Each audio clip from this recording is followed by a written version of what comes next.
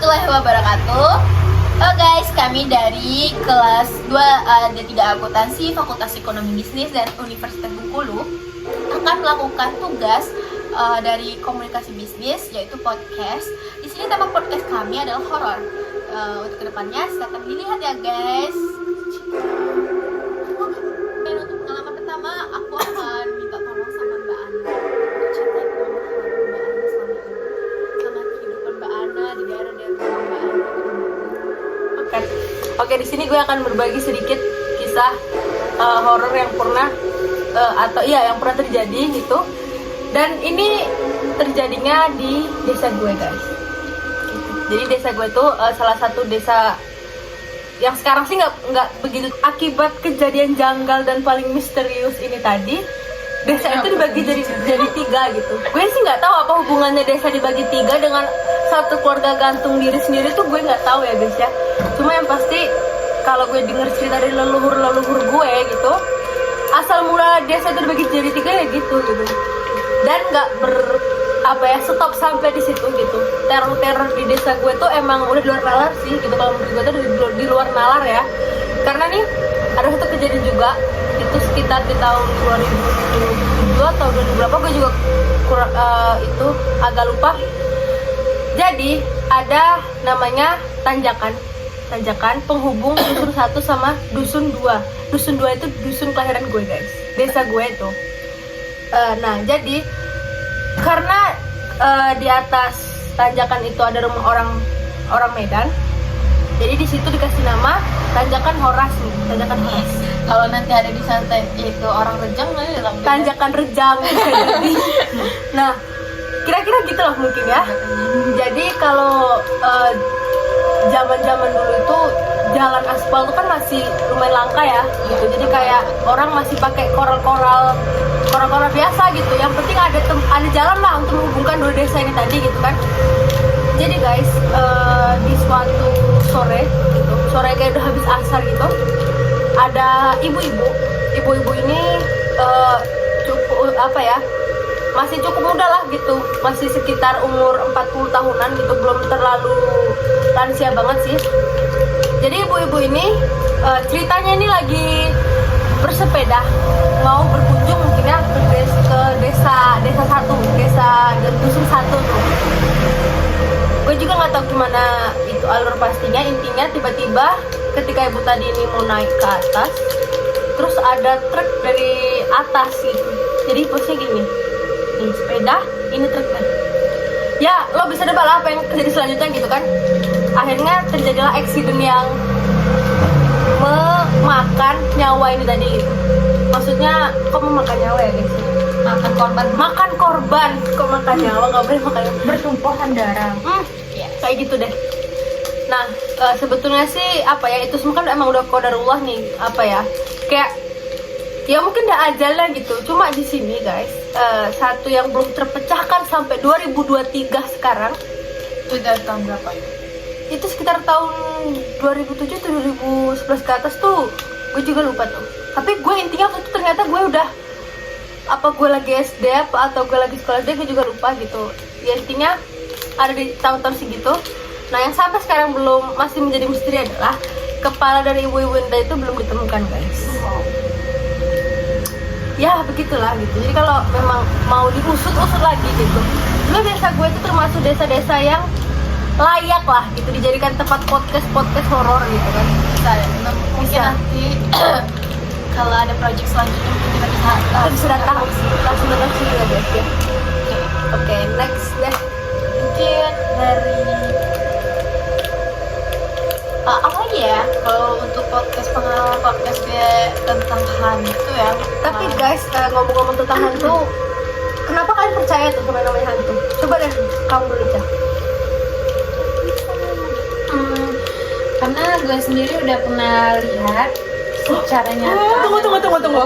Lo lihat secara langsung? Ya, tatap-tatapan, cium-ciuman. Gak sampai ciuman. Dan ini udah mulai seru nih guys. Lihat. Jadi waktu itu beberapa minggu yang lalu itu gue pergi bareng teman. Habis itu pulang udah larut malam gitu. Sebenarnya kan kita nggak boleh tuh pulang larut malam gitu kan, udah dipesenin jangan pulang malam. Nah kita berdua itu udah nggak inget waktu, udah 10:30. Jadi pulang tuh gue nganterin dia. Posisinya itu rumah dia itu turunan tebingan gitu kan, tebingan. Jadi waktu gue mau turun tebingan itu tiba-tiba dia udah di depan. Siapa nih? Maaf. Siapa nih di depan nih? Itu sosok cewek, tinggi, besar, rambutnya panjang. Waduh. Nggak tahu dong apa. Ya. Itu kayak dia berdiri ngelihat, kayaknya cuma ngelihat gue doang dong, nggak ngelihat si teman. Oh my god. Jadi di situ panik. Habis itu ya udah uring-uringan aja, takut dia ngikutin sampai ke rumah. Terus akhirnya selama beberapa hari setelah kejadian itu gue ketindihan tiap tidur. Aduh, ketindihan tuh. Iya. Gimana sih? Gue tuh sering nih denger orang-orang yang ketindihan, orang-orangnya itu. Kalau lo sendiri merasakan ketindihan tuh gimana sih, Cah? Kalau gue sendiri sih kayak lagi tidur, kayak kita tuh sadar di tempat tidur tuh sadar, kayak udah kayak apa ya? Misalnya kayak ngelihat sesuatu yang bahaya gitu kan, udah minta tolong ke orang, tapi orang di sebelah kita tuh kayak nggak ngedengar kita, kayak nggak ngerespon reaksi kita gitu. Ya udah, terus kemarin tuh gue ketindihan gara-gara ada sesuatu yang lagi duduk di depan gue gitu kan, cewek. Berarti terlihat jelas. Iya. Ini Umi Ica ini lagi rebahan atau gimana? Lagi rebahan itu mau tidur kan. Terus kayak di samping tuh kan masih tidur sama ibu kan, kayak udah manggil, mama bangun, tolong gitu kan. Tapi kayak nggak kebangun, kayak kita udah teriak, tapi orang di sebelah kita tuh kayak nggak ngerasa kehadiran kita gitu. Akhirnya gue bangun, habis itu ya udah sesak napas gitu sih. Itu ketinggiannya berapa lama? Apa ya? Waktu ketinggiannya kayak berapa ya? 3.000 turut-turut. Oh my god. Jadi setiap malam lo bakal ngerasain hal kayak gitu ya, Cah? Iya, selama sejak udah ngeliat itu. Tapi akhir-akhir ini alhamdulillah sih enggak. Karena gue mikir kayak, gue udah baca doa ya, atau belum ya sebelum tidur. Ya udah, intinya baca doa ya guys. Nah guys, nih pesan penting buat kalian sering ketindihan guys. Baca doa, jangan dengerin playlist DJ angkot, paham kalian? Memang bener ya. Sebenarnya hantu itu dibilang nggak ada, Tapi ada. guys. Emang Nggak bilang ada pun kadang orang juga berpikir itu nggak ada. Jadi tuh lebih baik 50-50 aja sih guys. Jangan terlalu percaya dan jangan terlalu takut. Oh iya, kalian tau gak sih warteg Al-Hikmah di Unip sini? Ya. Gue mau cerita sama kalian semua mahasiswa Unip harus denger ini. Mungkin kalian kenal dengan orang yang gue sebutin cerita ini. Tolong kasih tahu gue guys, tolong komentar di bawah. Kasih tahu gue kalau emang mungkin itu teman kalian atau siapa yang tinggal di ganggang deket warteg Al-Hikmah. Tolong ya anak-anak Unip belakang, tolong banget. Jadi guys, waktu itu tepat banget hari galang dana untuk lahat. Lo pada inget kan waktu lahat lagi boomingnya banjir tuh. Banjir bandang. Jadi gue dapet tugas buat mengkoordinir penggalangan dana dari Hive ya kan. Pokoknya saat cerita, gue pulang sama temen gue tuh. Itu sekitar jam 6-an. Pokoknya pulang jam 6, tapi kami sholatnya tuh masih di luar gitu. Sampai rumah gue tuh sekitar belum jam 7 sih, gue belum jam 7 tuh sampai rumah intinya. Terus gue mau keluar lagi mau nganter temen gue karena kebetulan rumah dia itu ada di sekitar Rawamakmur gitu kan. Terus waktu gue lagi naik motor gitu, posisinya kan tikungan tuh. Lumayan nikung gak sih jalannya, kalau menurut gue tuh lumayan nikung sih itu tuh. Gue lewat situ dan nih ya, gue lihat ada mbak pakai baju hima gitu, bajunya tuh hampir sama kayak baju hima gue karena warnanya merah, bajunya warnanya merah gitu, tapi logonya kurang jelas gitu, kayak gimana ya, pokoknya kurang jelas warnanya. Iya, terus rambutnya segini, kalau lo lo semua kalau mungkin ini ciri-ciri temen lo, tolong kasih tahu dan komentar di bawah ya guys ya. Rambutnya segini, terus dia nyengir dong guys, gitu kayak nyengir ke arah gue doang gitu. Dan dia tuh bener-bener nge-freeze gitu kan. Kalau misalnya emang ada orang yang kenal gue atau setidaknya dia tuh menyapa gitu atau badannya bergerak, tapi ini bener-bener nge-freeze kayak nyengir. Gue pertama kayak mikir, mungkin gak sengaja aja gitu tatapan kan. Akhirnya gue nanya dong sama temen di belakang kan, Nan, kata gue, lo tadi lihat nggak sih di situ ada mbak nyengir ke arah kita pakai baju warna merah, kayak baju organisasi gitu? Enggak, nggak ada ya? Enggak, karena juga posisinya dia tuh kayak nggak fokus gitu kan. Tapi yang gue bingung sampai sekarang, kenapa tuh orang bener-bener nge-freeze guys. Jadi natap gue tuh bener-bener nge-freeze kayak kalau emang manusia kan setidaknya dia jalan ada gerak dong, ada jalan gitu. Juga maghrib. Iya kan? Posisinya maghrib, ngapain dia nge-freeze di situ? Senyum ke arah gue. Kalau emang kalian kenal, tolong komen di bawah ya guys. Mungkin ada teman-teman kalian yang emang tinggal di situ, ciri-cirinya tolong kasih tahu biar nggak jadi overthinking. Iya, seperti itu. Kira-kira gitu sih ya kalau pengalaman horor. Kalau dari lo ada nggak sih, Jah? Kalau gue sih mungkin waktu itu pengalaman waktu gue di rumah nenek gue aja sih, karena rumah tua kan pasti ada. Dan waktu itu jadinya gue nenek gue tuh keluarga makmur daerah Bengkulu Utara sama bokap, karena bokap itu organ gitu kan, main organ gitu karena ada orang mau pesta nikah, jadi bokap pergi kan. Nah akhirnya tinggal bertiga sama abang gue dan mama gue. Mama gue ini cukup pemberani sih guys, jadi ada dari atas tuh kayak gini sebelum guys di atas lantai, iya kayak lagi ngesot gitu kan. Jadi nyokap cuma bilang gak usah ganggu gitu kan, gue sama bertiga aja sama anak gue gitu kan. Terus masih tuh guys, masih malah sambil nangis tuh kan. Ya nyokap karena antara takut, ya kalau nyokap takut pasti kita berdua sama abang Iya dong, takut iya, dong. otomatis akan iya takut, kan. Jadi akhirnya nyokap tuh ngambil di center keluar terus di atas dan tidak ada siapapun. Oh my god, itu malam. Tikus, mungkin tikus nggak sih? Enggak, karena rumah nenek gue belum ada main ini, main plafon. Gak mungkin tikus ngeser di Iya, itu kan, iya, di iya. genteng, gak mungkin. Berarti suaranya terdengar jelas. Jelas. Oh my god. Terus apa ya? Terus gimana tuh ekspresi lo dan dua Iya. saudara lo? Dan gue sama abang gue ya kayak ngomong aja, dia ajak emak gue nyenter gitu kan. Jadi nyenter kan. Terus tuh juga sama batang mangga di depan rumah nenek gue. Nah, batang mangga rumah nenek gue tuh di sana benar-benar jelas. Gue ngeliat kuntilanak lagi nangis. Oh shit. Lagi nangis banget, gak tahu kenapa itu lagi nangis. Ketemu jelas kuntilanak Yes. sama kayak Ica. Iya.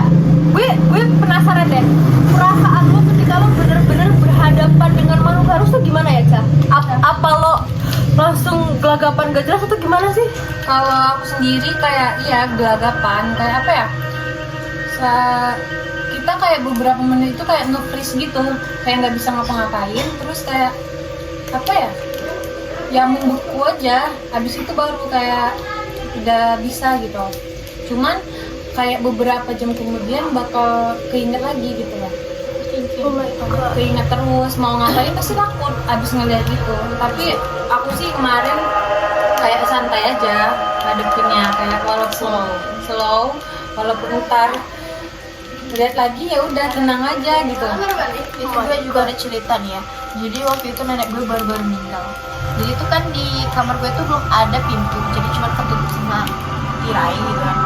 Jadi ayah gue ini lewat, terus ada orang sholat di dalam kamar gue karena cahaya aja kan, dan orang sholat. Dia pikir gue gitu kan, karena nggak ada yang berani masuk kamar gue selain gue dan sepupu gue gitu kan. Karena sepupu baru nyampe, ya ayah gue itu dewe sendiri kan, ayah gue sendiri kan. Jadi akhirnya ayah gue pas ketemu gue ngomong, kok lo di sini? Gue lagi sholat.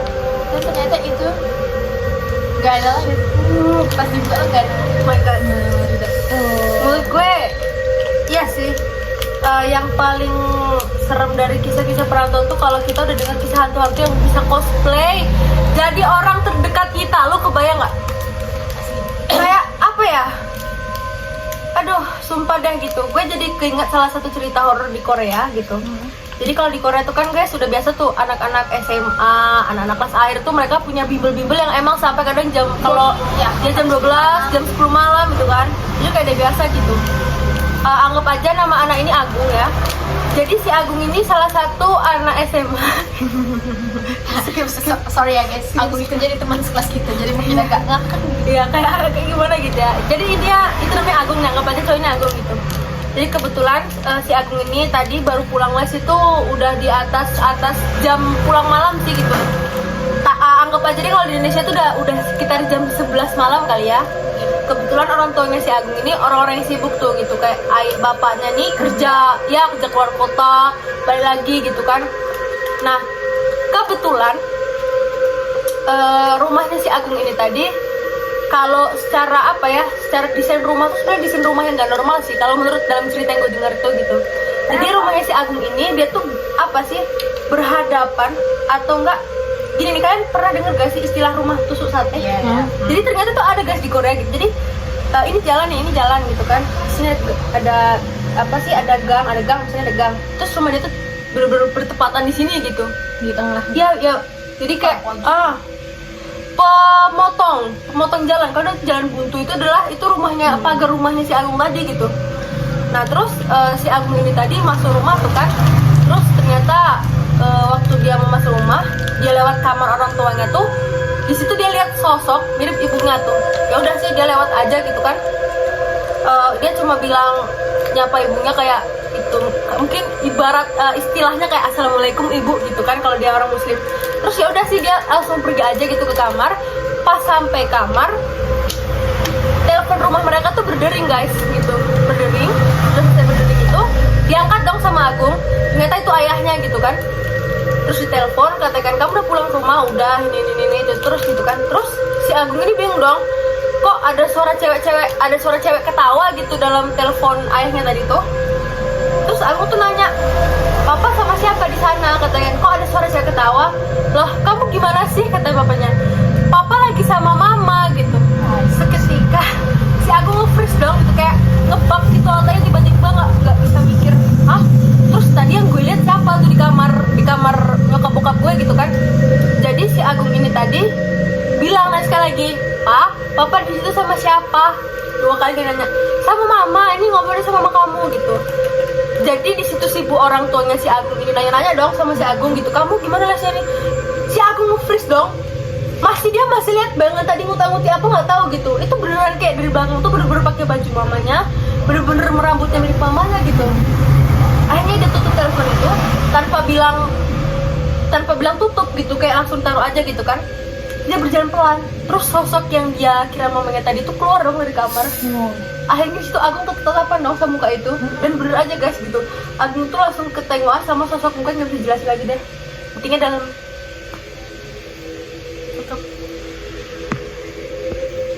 Intinya dalam cerita itu si Agung tuh langsung nge-freeze karena dia udah nggak bisa lagi mendeskripsikan wajah yang dilihat itu. Akhirnya si Agung cuma jalan pelan, tasnya dia udah udah nggak tahu lagi mau ngapain gitu. Sosok tadi masih natap dia gitu, jadi kayak tengok sampai dia keluar. Begitu dia keluar, dia nangis tuh di depan pagar rumahnya kan. Di depan rumahnya dia nangis sampai tiba-tiba kayak gitu, siapa yang ngomong? Ternyata orang tuanya udah pulang guys. Ternyata itu udah lewat malam banget.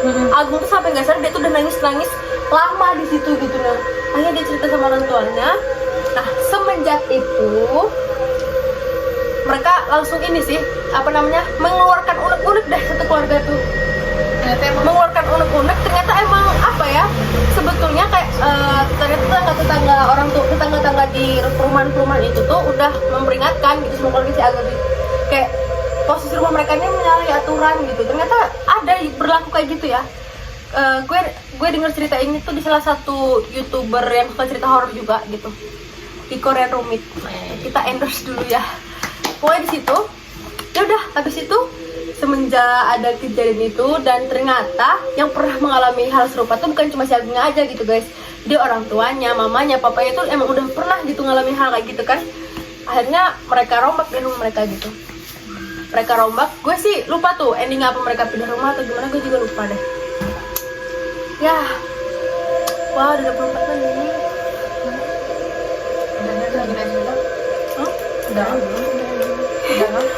Ya gitu lah guys ya intinya guys, sebetulnya makhluk gaib tuh emang ada guys, dan emang kita sendiri tuh wajib mempercayainya gitu kan. Cuma jangan mempercayai. iya, lagi-lagi balik sama kita gitu kan. Ya mungkin sometimes kita bakal parno tuh denger cerita horor atau apa, tapi guys itu sebenarnya cuma tujuan apa ya, biar kita tuh mengimani hal-hal yang gaib gitu kan. Jangan lupa baca doa tidur sebelum tidur guys. Jangan pulang malam. Jangan pulang malam. Ingat waktu. Ingat waktu. Sholat jangan tinggal. Sholat jangan tinggal. Sholat jangan tinggal. Ini dia ayatnya. Iya. Apa? Jangan. Apa? Suara ada. Itu orang mungkin.